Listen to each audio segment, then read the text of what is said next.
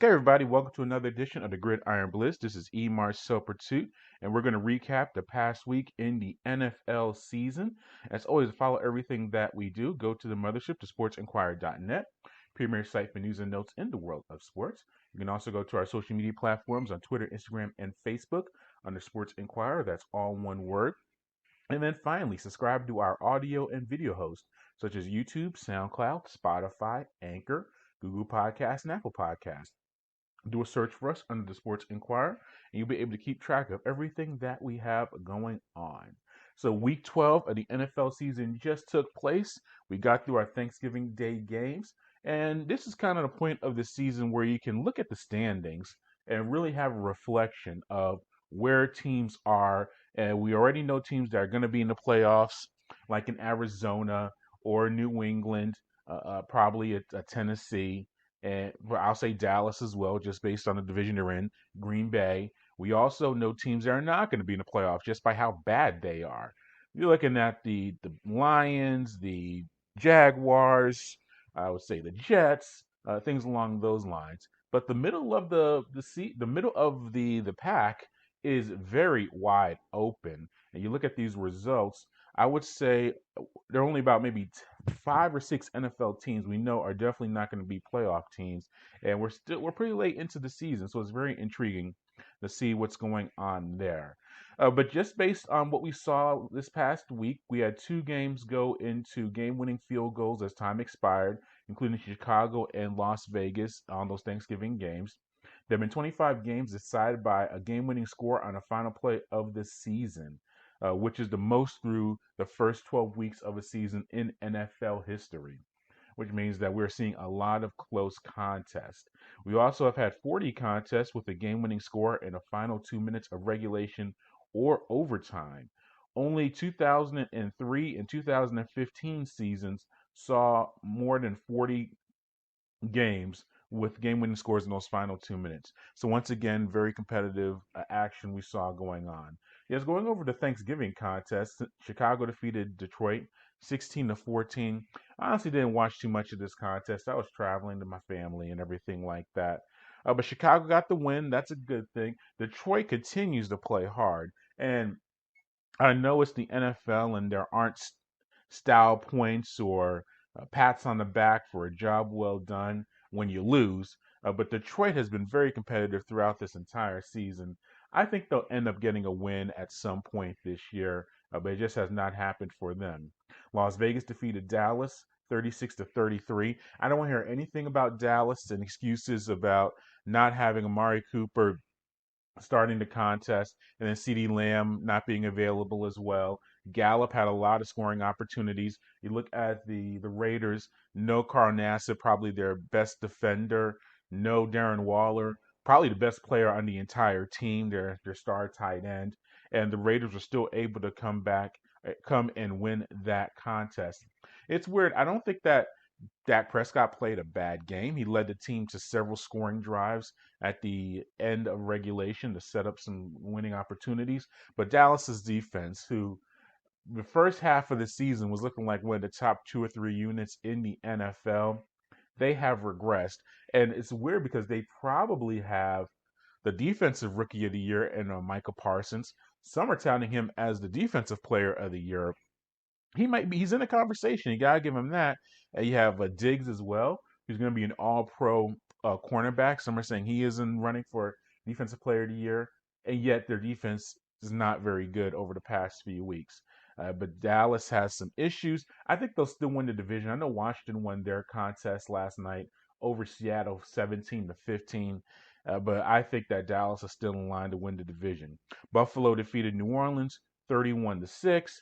The Bills, they're my Super Bowl. Not only are they Super Bowl pick, but well, to reach the AFC, represent the AFC, but to win the entire Super Bowl or win the championship.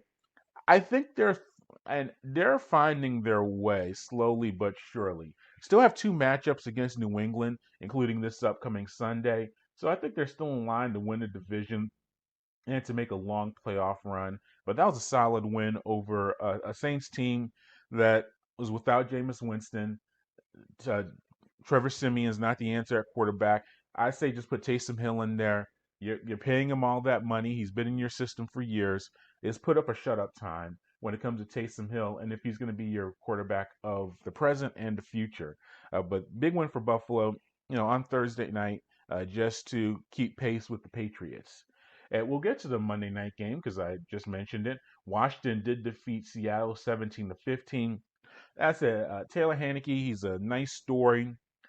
He was from the state of Georgia, went to Grayson High School, and everything like that. But I don't think Washington just has enough to keep up with them, and they still have two games with Dallas, including the first one this upcoming week, week 14, at Washington. So it's a very interesting. Actually, it's in week 13. Actually, it's week 14, 2 weeks from now. I take that back. Yeah, but they still have two matchups against Dallas. So if they win those contests, they could put themselves in championship contention, at least for the NFC East. But still, good win for them. Seattle lost season. You just look at the talent on both sides of the ball. Russell Wilson, something has to give at this offseason. I don't know if it's Pete Carroll retiring or moving on, or if Russell Wilson gets his move to another organization. But this setup, what they have right now, it's not working. And losing at Washington in that fashion, and only have 3 wins so far this season, not a good situation for the Seahawks. Green Bay defeated the Rams 36-28. Aaron Rodgers, 370 passing yards and 2 touchdowns, no interceptions, 97.2 passer rating in the victory. And that's the 60th career game with at least 300 passing yards and 2 TDs. So he's only other men with more of those type of performances. Drew Brees with the all-time record at 97, followed by Tom Brady and Peyton Manning. So Aaron Rodgers enters an interesting club of the 300-yard passing and 2 touchdown passing yards and 2 touchdowns in a contest. I think Green Bay is the best team in the NFC. Well, one, I picked them to represent NFC in the Super Bowl. My Super Bowl is Green Bay and Buffalo, so I'm looking pretty good so far, especially on the Green Bay side. But I think also you look at the physicality on both sides of the line. Yes, Rodgers is throwing for 300 yards a contest, but they're also running the ball with behind Dillon, and they'll get Aaron Jones eventually, and he'll round into form. We already know about Devonta Adams and the outside options there. But they're also playing solid defense. They held the Rams 28 points. You say, wow, it's a lot of points to give up in a win, but still solid defense for the Packers. And we all know that when Aaron Rodgers has just a top 10 type defense, they usually do some very good things. So that was a big win for the Packers as they defeated the Rams. Baltimore defeated Cleveland 16-10. Lamar Jackson, 4 interceptions, still got a victory. He had a few good plays there to just get the victory, but really it's more about the Cleveland side. And the Baker Mayfield situation, look, he's a very polarizing figure. He's talked about a lot on the national sports scene because he is a polarizing figure. I just think he's an average quarterback. Is he one of the worst quarterbacks in the league? No, but he's not one of the top quarterbacks. And the reality is that he is just average. That's what he is. And you look at that team, good offensive line, good running backs, solid receivers, defensively, good front seven. I mean, they should be leading that division or be right up there with Cincinnati and Baltimore. And the scary part is they may finish last in that division. And we look with Mayfield, the apologist.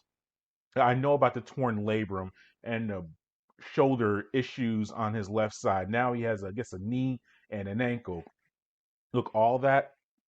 Look, if you step on the field, I don't want to hear any injury excuses or reasons for you not performing as well as you should be. Once you step on the field, you gotta compete to the best of your ability. So I'm not gonna say that, well, oh, because of these injuries or these issues, he's not playing as well as he's supposed to. One, you step on the field, you play, and two, it's not like he was putting up Tom Brady, Aaron Rodgers type numbers before these injuries started creeping up. He's been average for his entire career. He had a nice stretch last year. Got to 11 games. Yes, they made the playoffs for the first time in 20 years. Won their first playoff game in 25 plus years. winning at Pittsburgh, which was a nice little added bonus to it. So that's good. Those are good things. But that was last year. This year, he has not been consistent and not producing at a high level. And that's why the Browns are going to be a middling 500 team. But you also have to look at the rest of that division, including Cincinnati. They defeated Pittsburgh 41 to 10. Joe Mixon, 165 yards rushing and 2 touchdowns in the victory. Became the first player since Steven Jackson back in 2006 with at least 2 touchdowns in 4 consecutive games. He has been a tremendous performer for the Bengals at the running back position. And you got to look at the Bengals as a viable playoff team. I know they had that really bad loss at the New York Jets a few weeks ago, and that's no excuse for that. But they are right there in contention for the division title. We've seen them go to Baltimore already this year and handle the Ravens pretty handily. They got that matchup, that return match coming up. So that's a really good spot for the Bengals to be in. And in Pittsburgh, yeah, rebuild time for the Steelers. And defensively, and now that TJ Watt, I think, is dealing with another injury now. So we don't know what his health status is.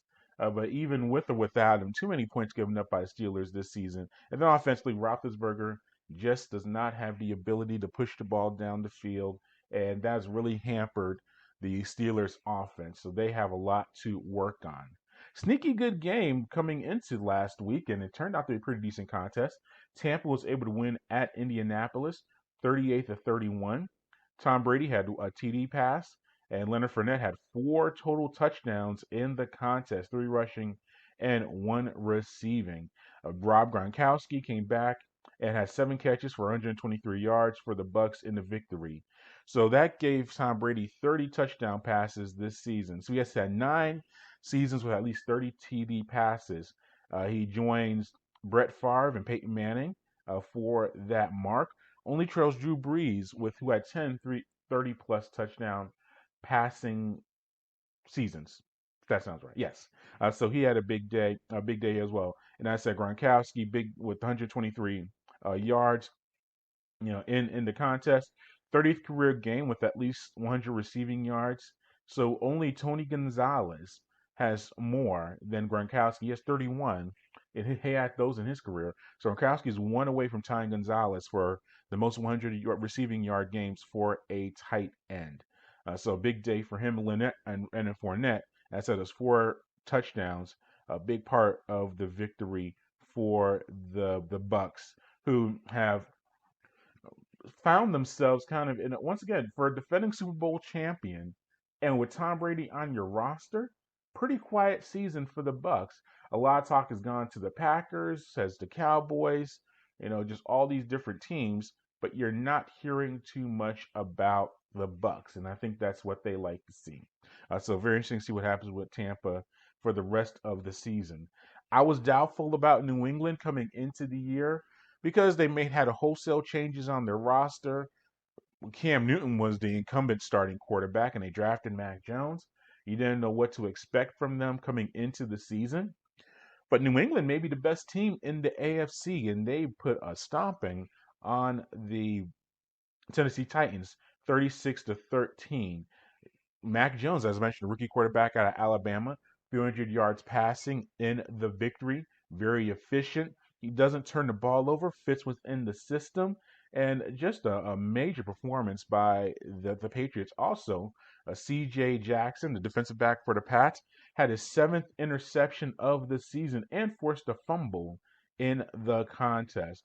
So he has 24 career interceptions so far in his career through his first 4 seasons. Only other guys with more interceptions or 24 or more through their first 4 seasons, Hall of Famer Kenny Easley, who has 24, and Richard Sherman, who is going to be in the Hall of Fame when he retires. They each have 24 in their career through their first 4 seasons. Only Lester Hayes, who should be a Hall of Famer, and Everson Walls, who can make a case as a Hall of Famer as well. Each of them had 25 interceptions for their first 4 seasons. So just a major, major contributor for the Pats at the defensive end. But just a big performance by New England, keeping pace with the Bills. And as I said, when you gotta give credit to Belichick as well, he's already one of the top coaches of all time. Look, I know about Paul Brown and Lombardi and Bill Walsh. You go down the list of all the all-timers, the benchmark coaches in the NFL history. He's right there with them. He's showing that he can win without Tom Brady, and Brady is showing that he can win without Belichick. Now, those two are the greatest combination of all time. Apologies to Lombardi and Bart Starr and Walsh and Joe Montana, but they were the greatest combination of coach and quarterback of all time. And but those two guys, and they're on their separate ways, and they're proving that they are maybe the best at their respective positions in history. Miami defeated Carolina 33-10. Tua had 27 of 31, 230 passing yards, and one TD in the contest. Big performance for him. Xavier Howard had an interception for the Dolphins as well. It's just and Cam Newton. Look, it's just a lot for him to come back. I know he's with the Panthers before, but new head coach. It's not the same. He's not coming back. He came back home, but it's a different home. And multiple interceptions, benched in the fourth quarter. You're gonna have highs and lows with Newton, and this was a low. I think they're gonna have to play him the rest of the season because you make that commitment to him. We'll see what happens there. But yeah, just not a good performance by Newton for the Panthers. Christian McCaffrey out for the season with another leg injury. You gotta wonder if he is just gonna be the potential guy that we've seen in the first few years of his career. He just can't stay on the field. Very unfortunate for him. Giants defeated the Eagles 13-7. That was an NFL contest. Atlanta defeated Jacksonville 21-14. Atlanta, good win for them, but once again, similar to the Giants, NFL contest took place. The Jets defeated the Texans 21-14. That was pretty much what it was. Denver 28-13 victory over the Chargers. Denver's finding himself in the playoff position. Very interesting there. Patrick Surtain had 2 interceptions in the contest, including 1 return for a touchdown in the victory. So a big day for him on that end. And Justin Herbert, 303 passing yards and 2 touchdowns in the contest, but also several turnovers. Just a tough day for him in the office. San Francisco defeated Minnesota 34-26.